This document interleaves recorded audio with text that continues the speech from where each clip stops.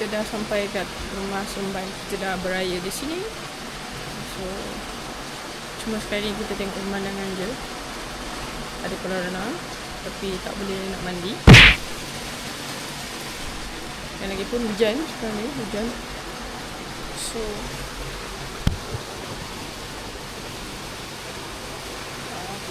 tenang je.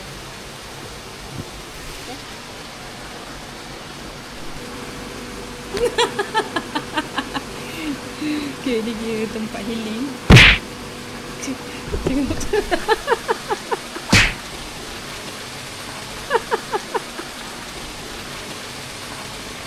Ada yang menyintai. Okay. So healing lah kat sini. Tenang je.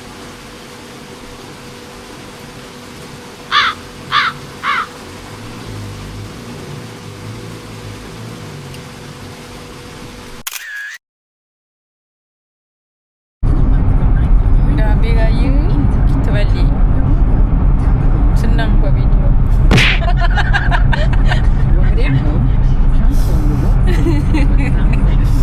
Dah habis raya, balik dia.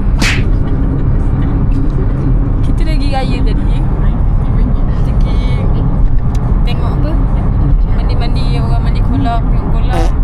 Raya sekejap, balik lah. Kita exit sini. Majestic kita exit lah. Banyak kereta atas jalan.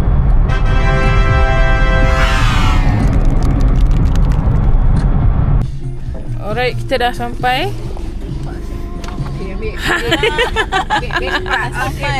Dah sampai okay. Okay, dah sampai. Kita dah balik. Apa? Nak keluar kereta ni. Tali pinggang tak buka, nak keluar kereta. So kita dah akan dah habis raya. Okay. So video kita memang dalam kereta. Tukar passenger. Keluar sekejap, balik kereta balik. Dah. Okay. Alright, terima kasih driver. Okay, sama-sama. Bye. Selamat Raya.